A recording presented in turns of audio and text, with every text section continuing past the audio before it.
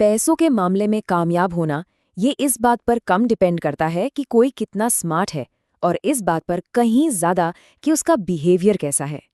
ये Morgan Housel की किताब का एक बहुत ही पावरफुल आइडिया है और आज हम इसी में गहराई से उतरने वाले हैं। तो फिर ये कैसे हो सकता है कि एक मामूली सी इनकम वाला चौकीदार रिटायर होते होते $8 मिलियन का मालिक बन जाए? ये सवाल इस पूरी बातचीत का सेंटर पॉइंट है। एक ऐसा सवाल जो सोचने पर मजबूर कर देता है। चलिए, दो असल कहानियों पर नजर डालते हैं। एक तरफ है रोनाल्ड रीड, एक चौकीदार, एक गैस स्टेशन अटेंडेंट, और दूसरी तरफ रिचर्ड फुस्कोन, हार्वर्ड से MBA फाइनेंस के वाइस प्रेसिडेंट। अब सोचिए, अगर डिग्री और मोटी सैलरी ही सब कुछ नहीं है, तो फिर सीक्रेट क्या है? असली चाबी कहाँ है? और यहीं पर मॉर्गन हाउसल का जवाब सामने आता है। पर्सनल फाइनेंस असल में 80% साइकोलॉजी है और सिर्फ 20% मैथ्स। मतलब ये मुश्किल कैलकुलेशंस का खेल नहीं है, ये तो हमारे अपने बिहेवियर और हमारी सोच का खेल है। तो आज हम 5 ऐसे जबरदस्त आइडियाज पर बात करने वाले हैं जो पैसों को देखने का नजरिया ही बदल सकते हैं।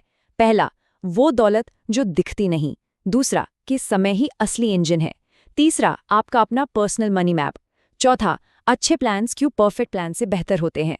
और पांचवा, दौलत की असली परिभाषा क्या है। चलिए शुरू करते हैं। ओके, तो सबसे पहले बात करते हैं पहले इंसाइट की, वो दौलत जो दिखती नहीं।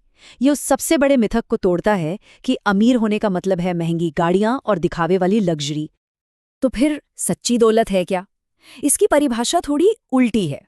ये वो पैसा है जो दिखता ही नहीं। ये वो इनकम है जिसे खर्च नहीं किया गया बल्कि बचाया गया, इन्वेस्ट किया गया। ये वो महंगी कार है जो नहीं खरीदी गई। वो फर्स्ट क्लास टिकट है जिसे छोड़ दिया गया। इसको ऐसे सोचिए, कोई इंसान अगर $1 लाख की कार चला रहा है तो हो सकता है वो अमीर हो, या ये भी हो सकता है कि वो अपनी अगली किश्त से बस एक कदम दूर हो और फिर कंगाल।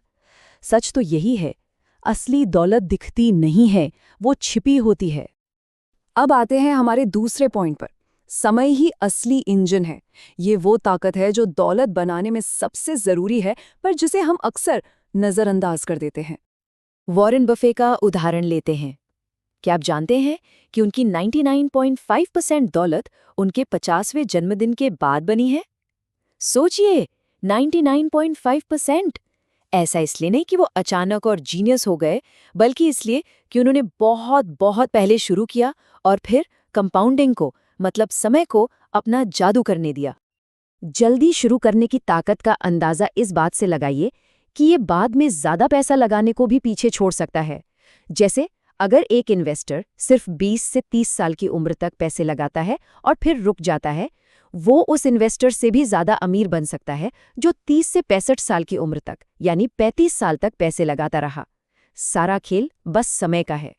चलिए अब बात करते हैं तीसरे इंसाइट की, आपका अपना पर्सनल मनी मैप। इसका मतलब ये है कि पैसों को लेकर हमारा जो पर्सनल एक्सपीरियंस रहा है ना, वो किसी भी किताब या थ्योरी से ज्यादा हमारी सोच को बनाता है। दो अलग अलग पीढ़ियों को देखते हैं। कोई है जो ग्रेट डिप्रेशन के दौर में बड़ा हुआ, उसने पैसों की तंगी देखी, तो वो क्या करेगा? वो कैश जमा करेगा, बैंकों पर शक करेगा, रिस्क से बचेगा। दूसरी तरफ कोई है जो .com बूम के टाइम में बड़ा हुआ, उसने पैसा बनते देखा, वो क्या करेगा? वो रिस्क लेगा, मौके तलाशेगा, मार्केट्स में पैसा लगाएगा। और मजे की बात यह है कि दोनों अपनी अपनी जगह बिल्कुल सही हैं, क्योंकि उनके अनुभव ही इतने अलग हैं। तो अपने किसी भी फाइनेंशियल डिसीजन को देखते हुए ये सवाल पूछना बनता है, क्या ये फैसला सिर्फ लॉजिक पे आधारित है या कहीं ना कहीं इसमें मेरे पुराने अनुभव भी बोल रहे हैं? अब आते हैं चौथे पॉइंट पर, जो कहता है अच्छे प्लान परफेक्ट प्लान से बेहतर होते हैं। इसका सीधा सा मतलब है कि ऐसा प्लान बनाना जरूरी है जो साइकोलॉजिकली टिकाऊ हो, न कि ऐसा जो सिर्फ कागज पर या स्प्रेडशीट में परफेक्ट लगे। एक रैशनल यानी तर्कसंगत और एक रीजनेबल यानी व्यवहारिक फैसले में बहुत फर्क होता है। जैसे एक स्प्रेडशीट कहे भी कि कभी भी मॉर्गेज पर ज्यादा पेमेंट मत करो, उस पैसे को इन्वेस्ट करो, ये रैशनल है। लेकिन मन की शांति के लिए कर्ज को जल्दी चुका देना, ये रीजनेबल है, ये व्यवहारिक है, और यही ज्यादा मायने रखता है। तो बात बस इतनी सी है, एक अच्छा फाइनेंशियल प्लान जिस पे आप असल में टिके रह सकते हैं, वो उस परफेक्ट प्लान से 1000 गुना बेहतर है जिसे आप पहली मुश्किल आते ही छोड़ दें। और अब हमारा पांचवा और शायद सबसे ज़रूरी इंसाइट, दौलत की असली परिभाषा। ये पैसा जमा करने के असली मकसद को ही एक नया एंगल देता है। तो मॉर्गन हाउसल के हिसाब से दौलत का सबसे बड़ा रूप क्या है? ये वो काबिलियत है कि आप हर सुबह उठकर कह सकें, आज मैं वो कर सकता हूं जो मैं करना चाहता हूं। ये कंट्रोल के बारे में है, आज़ादी के बारे में है, सामान के बारे में नहीं। तो सच्ची दौलत असल में खरीदती क्या है? ये आपको अपने समय पर कंट्रोल देती है। मतलब 3 बहुत ज़रूरी चीज़ें। पहला, जब चाहें तब रिटायर होने की आज़ादी। दूसरा, जो काम पसंद है सिर्फ वही करने की आज़ादी। और तीसरा, उन चीज़ों को ना कहने की हिम्मत और आज़ादी जो आप नहीं करना चाहते। तो हर फाइनेंशियल डिसीजन को एक आसान से सवाल से परखना चाहिए। क्या ये फैसला मेरे समय पर मेरा कंट्रोल बढ़ा रहा है या घटा रहा है? तो चलिए इन 5 पॉइंट्स को एक बार जल्दी से समेट लेते हैं। पहला, असली दौलत वो है जो दिखती नहीं। दूसरा, समय आपका सबसे बड़ा एसेट है। तीसरा, आपकी पैसे की कहानी आपकी अपनी है, यूनिक है। चौथा, रीजनेबल होना रैशनल होने से बेहतर है। और पांचवां, सच्ची दौलत का मतलब है अपने समय पर पूरा कंट्रोल होना।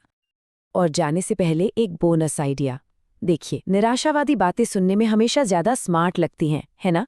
लेकिन लॉन्ग टर्म में देखा जाए तो आशावादी लोग जो टिके रहते हैं, इन्वेस्टेड रहते हैं, आखिर में अमीर वही बनते हैं।